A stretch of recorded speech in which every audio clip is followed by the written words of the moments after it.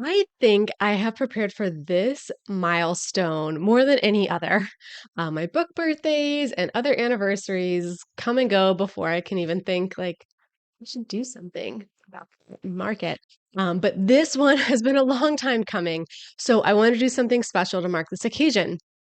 10 years ago, on October 26, 2015, Nailbiters was published. My first self published book came out, and I have learned a lot in the past decade. So today I'm sharing with you my best lessons.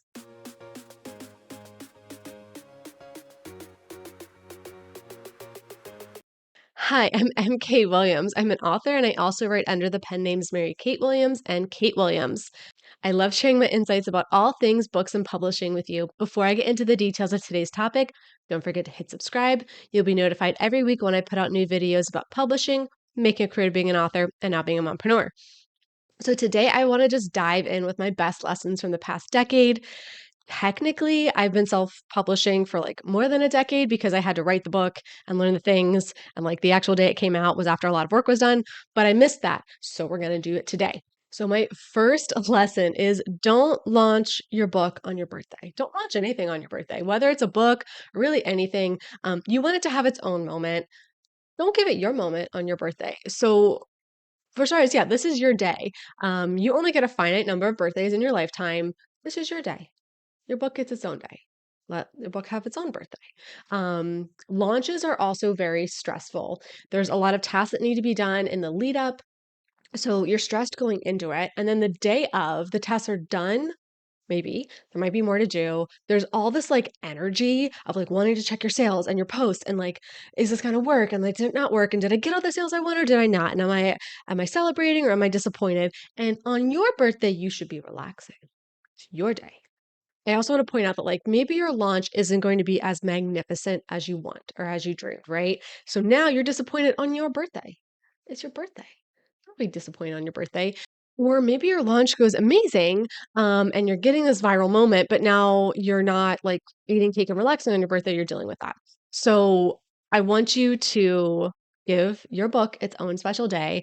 Also, like I think a lot of people envision posting like, I've been working on this book and it's live today on my birthday. I'd love if everybody bought a copy to help me celebrate. And in theory, that could be a lot of book sales. What actually happens is people reply with, Happy birthday. Congrats on your book. And then that's it. So don't launch your book on your birthday. That's my number one piece of advice. So the next lessons I've learned and advice that I want to share is advice that like it makes sense when I'm going to say it. It's not anything earth-shattering, but it sometimes like you need to be in it to have it reiterated for it to click. So the first one is like don't take forever to release your first book. But don't be too hasty, right? Like I've done videos on how long it takes to write and self-publish a book. And there are so many different factors to do this, right? I don't like these gurus who say, write a bestseller in 30 days. And I'm like, no, that is too fast. That is too hasty. Um, but like if it feels super fast to you that you're writing too fast, then maybe you do need more time to get everything together. You can slow it down. Like if it feels arduous because it's taken you a decade, something's probably off too. So try to have that balance of that refinement, but also not procrastinating it by trying to make it perfect. The other one that's like common sense when I'm going to say it, but like people need the reminder is to treat your marketing assets, your book description, your social media plan, and the hook with the same care and critical thought that you put into writing the book. The book is never going to sell itself. You have to do that effort. And like, it makes sense that you have to put all the effort into marketing. But when you're in the grind of writing, it takes so long to get the book done.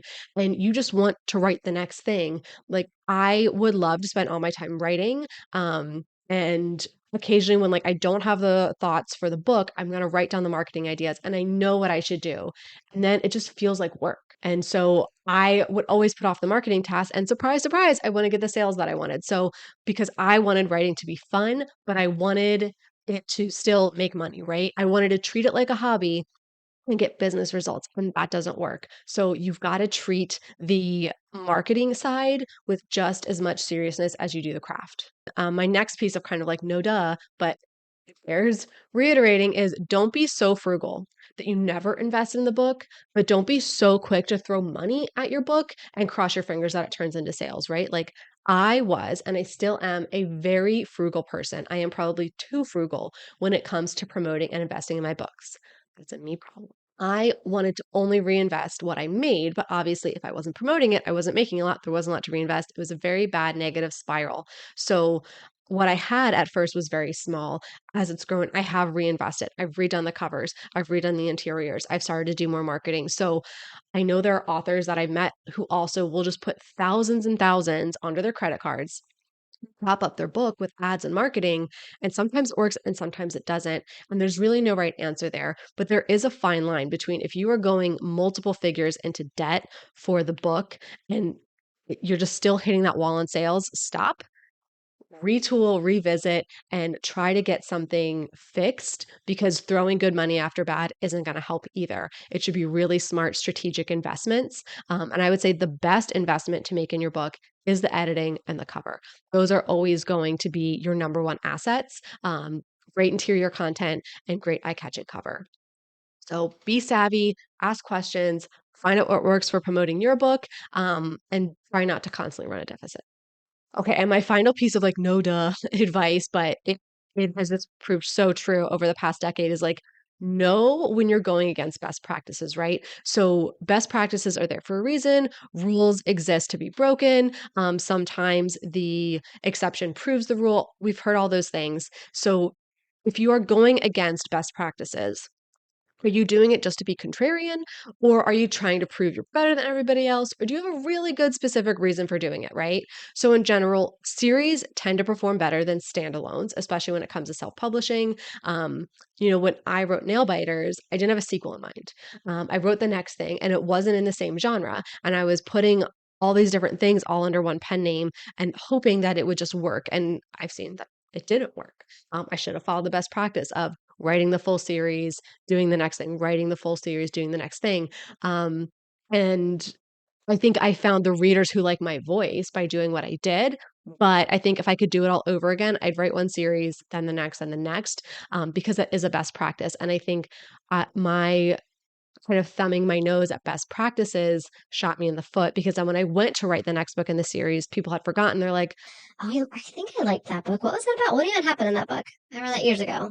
I guess I should reread the first, read the sequel. Oh, that's a lot of work. really figure out what you want to accomplish, find out the best practices, and give those a try. Give them their best effort. I know a lot of authors who like to be contrarian, and I think sometimes we shoot ourselves in the foot when we do that. Okay, my next big lesson from a decade in self publishing is that the landscape of self publishing or just publishing in general is constantly changing. So I was stuck in my process, right? My writing process is what it is. That's just for me. But the business side of it, I got really stuck in. I wasn't adapting the way I needed to be at first.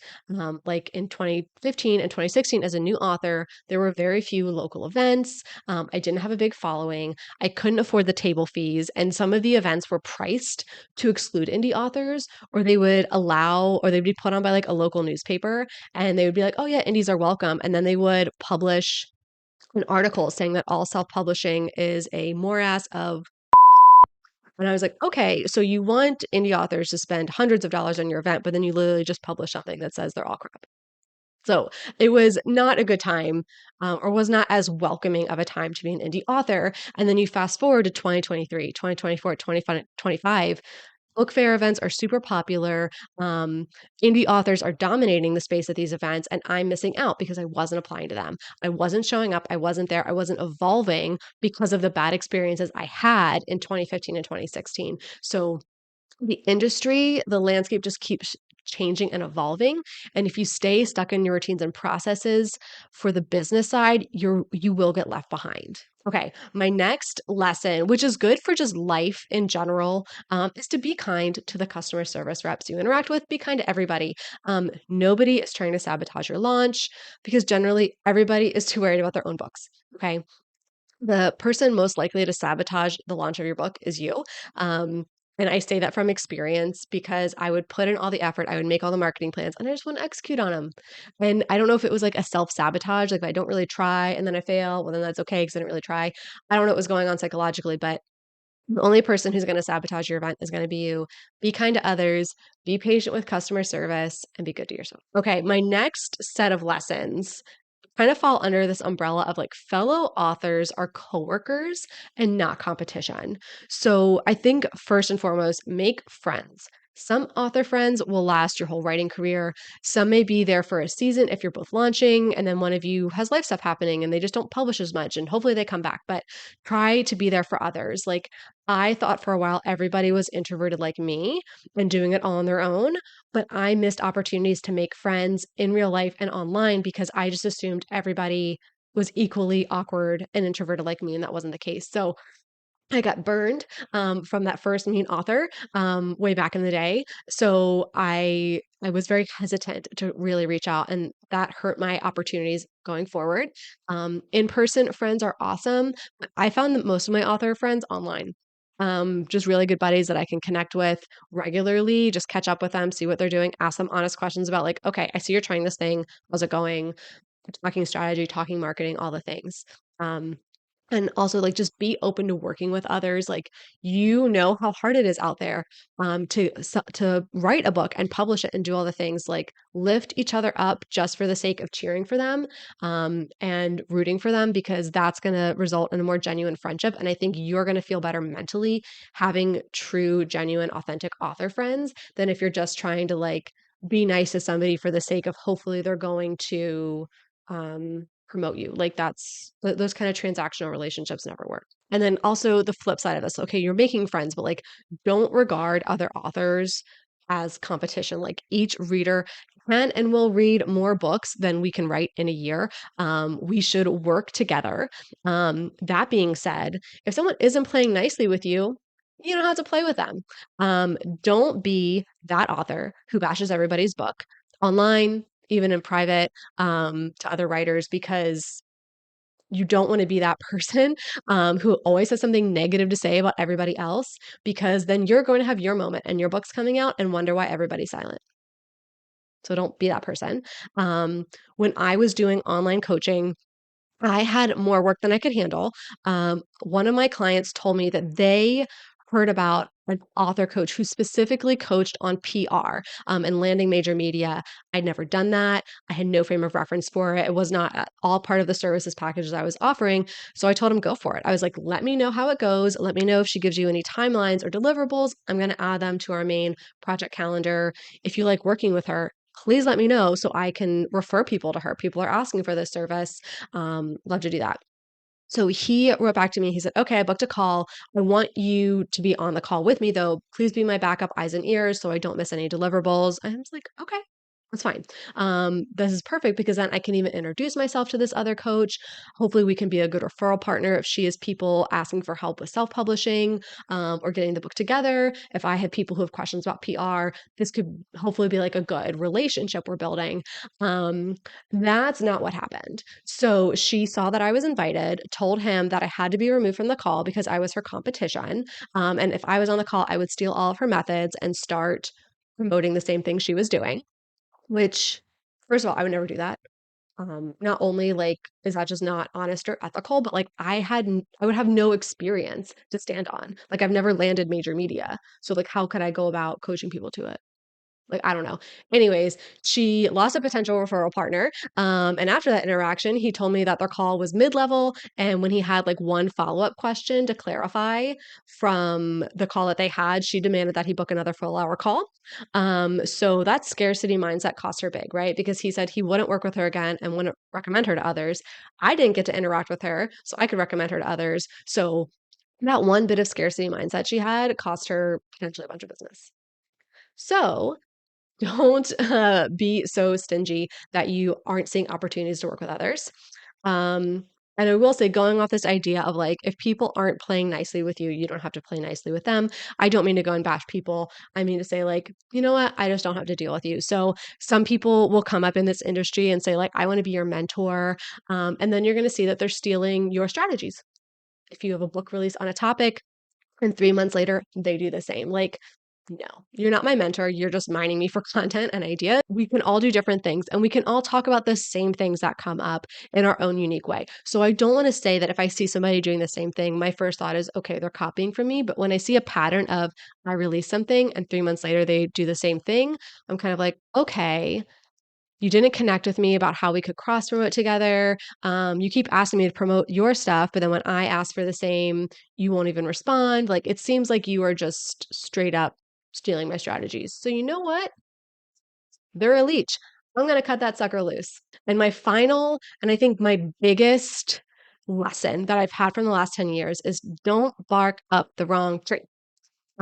Be honest with yourself about your goals and your desires and the work you're putting in, right? You are working. I have no doubt that you are working hard on your book. But are you working in a way that's community building?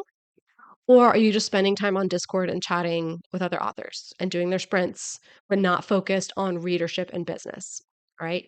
Build connections. Don't lose sight of the ultimate goal, which is writing the book and finishing the series. Like you have to manage yourself. And in general, I would say I spent my first 5 years as an author barking up the wrong tree, right? I had a sci-fi book. I also happened to have like deep contacts in the personal finance space, people who had really large podcasts. And I was like, okay, like maybe if I can be on their podcasts talking about like self-publishing as like a side hustle, and then I can talk about the book and all these things. And I'm like, okay, no, like that didn't yield me all of a sudden these viral sales because they had a huge podcast because it wasn't aligned, right? Like I still love and respect the creators in the personal finance space, but like I still want to amplify their message to other people. But if I want to be known for my fiction, I've got to be working on my fiction, and spending time in the wrong circle or barking up the wrong tree wasn't getting me there. The same goes for even my attention on my Author Your Ambition brand, right? That's this channel. That's my Author Your Ambition series of books. And I am so glad that I can help people with those, and that they don't require my attention real time, right? Like the reason I made this channel, I made these books was so I can help you guys. But while you're watching this, I am probably writing. I am probably doing something to help my books and my business. But I didn't expect the books to take off and the channel to take off. And it is so easy to follow that success, right? Follow the money, dig in, getting the podcast invitations, the conference invitations.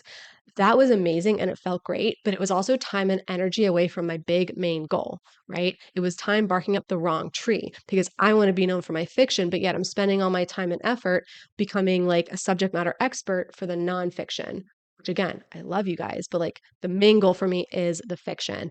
And I really had to ask myself, do I see myself being the big name in the self-publishing space, and trying to do that? Or do I want to be known for my fiction? The end of the day, I wasn't satisfied with the success I was having on the nonfiction side, trying to be the self-publishing guru because it wasn't the main goal. Once I really doubled down on my fiction, signed with an agent, my short stories published in a literary magazine, I got a translation deal, I got an English worldwide book deal, like really focusing in on the main goal is what has yielded me the most success. So if you take no other lesson from this video, it's to ask yourself what your big goal is and get super dialed in on it. Okay. It's going to be really fun to rewatch this in another decade and see how much more I've learned and what lessons still stand and what lessons I had to relearn and learn again. But what have you learned on your author journey? Share some of your best lessons with me in the comments below. Let's help each other out. If you found this information helpful or you just want to help me celebrate a decade of publishing, give this video a thumbs up, hit subscribe, or hit the thanks button. That tells YouTube you got value from this information, and now they can get it in front of other authors like us.